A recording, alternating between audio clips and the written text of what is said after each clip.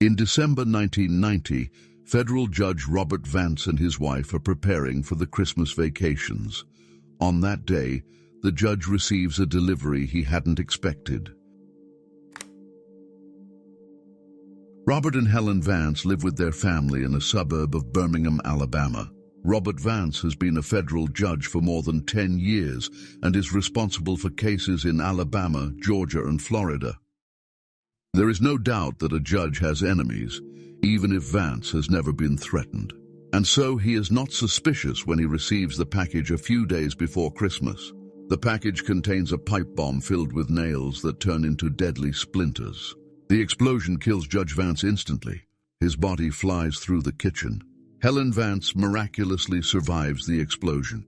She drags herself to a neighbor to get help. Helen suffered some serious injuries from the explosion. The nails with which the bomb was spiked had cut her flesh in several places and also caused internal injuries. Her liver, for example, was also damaged. The district police immediately issued a warning to all courts not to open suspicious postal packages. 2 days later, at the Atlanta District Court, during the routine screening of mail packages entering the building, a security guard notices something unusual. One package contained a 20-centimeter-long pipe connected to batteries. The typical feature of a pipe bomb. I got a call from operations and drove to the court, where it turned out that it was indeed a parcel bomb. It had been carefully removed, placed in a special bomb trailer, and taken safely to a special unit of the Atlanta Police Department. There it was, intensively examined, so that it could be safely defused later. The bomb must not be allowed to explode under any circumstances, as this is the only way the investigators can learn anything about its construction. After defusing it, it turns out to be the same type of bomb that killed Judge Robert Vance. The way the bomb was constructed indicated that we were dealing with a very angry and determined person. And this bomb further revealed that we were not dealing with a wacko, but someone who had put a lot of effort into building the bomb. The bomb had two features that the investigators had never seen before in this form. The inside of the box and the bomb itself are sprayed with black paint. The explosive device is square and bolted and welded together at each end. This delays the detonation and increases the force. Surprisingly, the scientists cannot find any hair fibers or fingerprints in the package bomb. The nature of the explosive device is very similar to a tear gas bomb that exploded just 4 months earlier at the office of the National Association for the Advancement of African Americans, or NAACP. It was accompanied by a note declaring war on the district court. The attacks will continue until terror forces the court to consider the impartial and fair treatment of everyone as their highest priority. No one understands why the threat to the district court is addressed to the NAACP, which deals almost exclusively with civil rights issues. Investigators conclude that the tear gas bomb was sent only as a test to see if it would explode during shipment. When the test is successful, the bomber turns to his real target. 2 days after the explosion that kills Judge Robert Vance, attorney Robert Robinson goes to work as usual in his office in Savannah, Georgia. A package that arrived in the mail that morning is waiting on his desk. When he opens it, it explodes. Dr. Brown is a friend who practices across the street and rushes to his aid. I just held him and looked around the room. The damage was indescribable and he had suffered serious injuries. 3 hours later, Robert Robinson was dead. In the rubble, investigators discover that the bomb contains Hercules red dot gunpowder. Only a few of the detonators that produce the sparks to ignite the gunpowder are found. They are of the Kiki brand, which is not commercially available in the quantities needed for a bomb. There are also a lot of nails in the debris, which were included in the package and had a devastating effect. They came from a factory in Taiwan. The bomb is prepared in such a way that it detonates as soon as someone pulls the string that is wrapped around the outside of the package. The string is attached to the battery-powered charge, which triggers the explosion when touched. All bombs are exactly the same and meticulously constructed down to the smallest detail. As soon as the bomb is ready, the perpetrator sprays it with black paint to cover potential evidence such as fingerprints or fibers. And he takes care not to leave any genetic information behind. There is no hair or saliva on the mailing labels or on the back of the stamps. On the day Robert Robinson is killed, Willie Dennis receives a similar package. She is the president of the NAACP in Jacksonville, Florida. But Dennis is running late that morning and leaves the office without opening the package. That evening, she receives a call from a friend. He says, "Boss, I don't know if you've heard the news, but Robert Robinson from Savannah received a bomb and was killed. If you're getting strange packages now, you should definitely call the sheriff." And that's exactly what she does. And indeed, there is a pipe bomb in her package. I recognized the assassin's signature on all 4 bombs. That led me to believe that it was a single perpetrator. It was always the same person without the support of another. Stephen Harbort is a criminalist and author and has been studying the patterns of action of serial offenders for years. The means of the crime sometimes reveals a lot about the perpetrator, especially about his motive, but also about his relationship to the victim or victims. If we assume that someone used an explosive device, then we can assume with some probability that there was no social relationship between the victim and the perpetrator, or that the victims had a special symbolic meaning for the perpetrator. This is also confirmed by 4 letters of confession in the package to Willie Dennis. In one, the sender takes responsibility for the murders of Judge Robert Vance and Robert Robinson. Another refers to the tear gas bomb that was sent to the NAACP. The letters are signed by a group that calls itself Americans for a competent federal judicial system. Anyone who allows themselves to be carried away into writing confession letters may have the background that they do not agree with the execution of the crime, with the success of the crime itself, that they expected more from it. Or, and this seems more likely to me here, it could be a person who wants to enjoy the feeling of dominance and control afterwards, something like, "Look what I've done." So an extra kick for the perpetrator. On one of the pages, the investigators find fingerprints, but they don't match the hundreds of thousands of prints the FBI has on file. The letters and mailing labels were all written on a typewriter with a signature error. The number 1 does not match the typeface of the other numbers and letters. It was replaced. A broken key had been replaced with a different type of key. I mean, the likelihood of finding a typewriter where the same letter had been replaced was not particularly high. The FBI begins searching the district court files for a document with the altered typeface. More than 1 million documents are examined. And finally, the officers find a letter that was created with the same typewriter. The number 1 does not match the typeface. This document is about an unsolved life insurance case from 1987, and the sender still lives in the small town of Enterprise, Alabama. It is the businessman Roberto Wayne Farrell. In my opinion, it was the match of the writing that drew the investigators to Enterprise. For them, it was like a fingerprint, and the only solid criminal clue. Roberto Farrell deals in all kinds of junk. The investigators search every nook and cranny of the house, garage, and warehouse. Even the sewage treatment plant is dug up. But the typewriter remains missing. Farrell claims to know nothing about its whereabouts.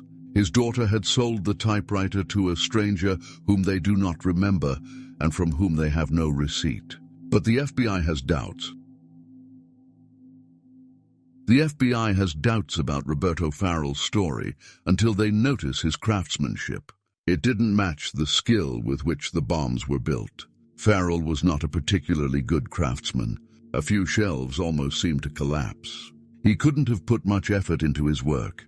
We just shook our heads and couldn't imagine that the person building the bombs would do such shoddy work.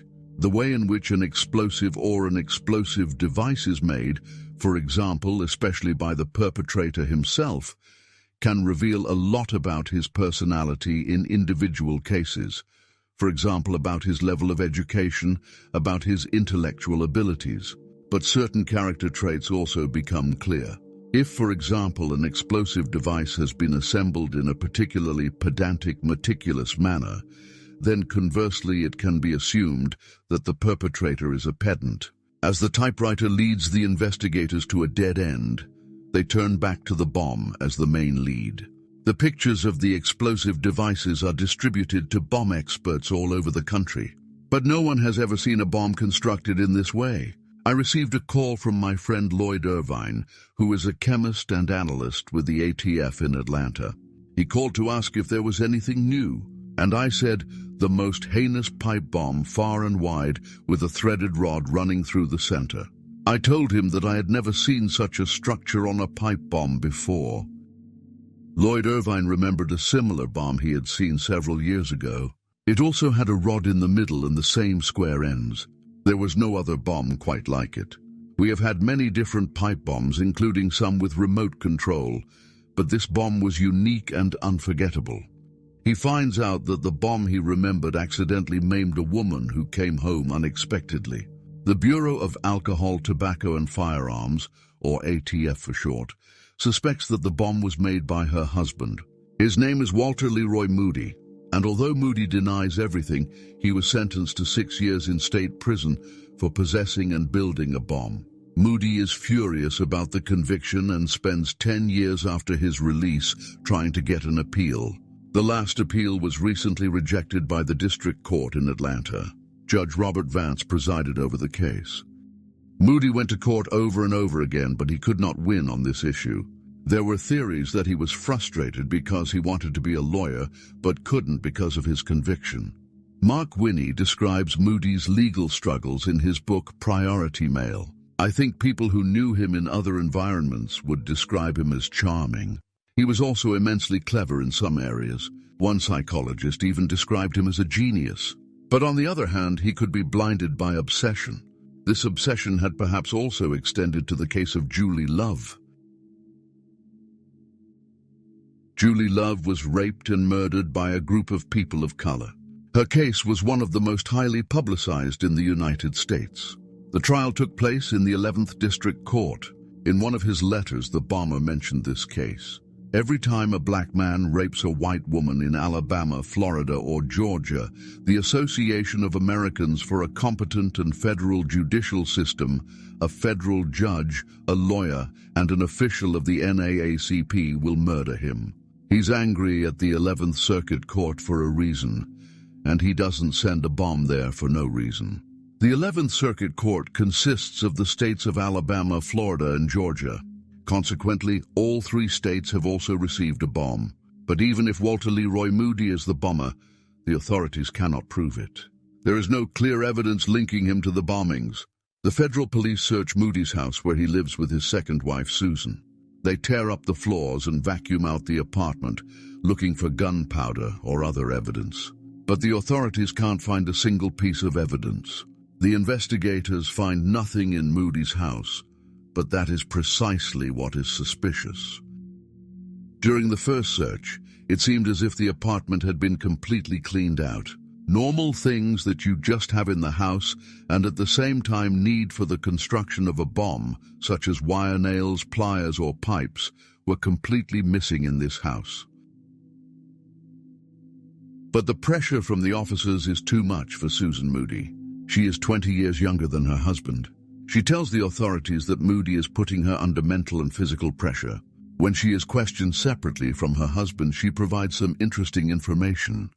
Susan Moody states that her husband often took her shopping in stores located in the southeastern United States. There she had to buy steel pins, acrylic hoses, rain jackets, plastic gloves, and safety goggles for him. And she also had to take black paint with her. Her husband once even stole nails from a store in Georgia. Nails that were very similar to those in the pipe bombs. Investigators believe that Moody dressed like a surgeon in a cap, gloves and goggles when constructing his bombs so as not to leave any genetic traces in the package. He also sprayed the bomb and the inside of the package with black paint to cover any accidental fingerprints, hairs or fibers. Furthermore, the prosecution believes that Moody removed all the building materials from his home before it was searched. And Susan Moody also confirms that she bought a used typewriter for her husband, which was later thrown away. And there is another piece of evidence that the investigators had almost given up on. It is the fingerprint on one of the bomber's letters. Susan Moody tells the FBI that she copied the letters for her husband in a small store in Kentucky. When the copy machine runs out of paper, an employee refills it. His fingers touch the top sheet of paper. The employee's fingerprint is the same as the one found on the threatening letter, which confirms Susan Moody's whole story. The investigators now have what they need. They can link Moody to the bombs. Susan Moody is granted immunity and serves as a witness for the prosecution. Walter Leroy Moody is found guilty of murdering Judge Robert Vance and Robert Robinson and sentenced to death by electric chair. I believe that if we had not immediately targeted Moody as a potential suspect, more bombings would have been carried out. Because I don't think he was finished yet. I think he wouldn't have stopped until we caught him. The evidence shows Walter Leroy Moody's obsession with carrying out ever more vicious and destructive attacks drove him to his own destruction.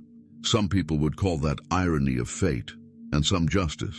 For weeks, Walter Leroy Moody kept America on tenterhooks with his explosive messages.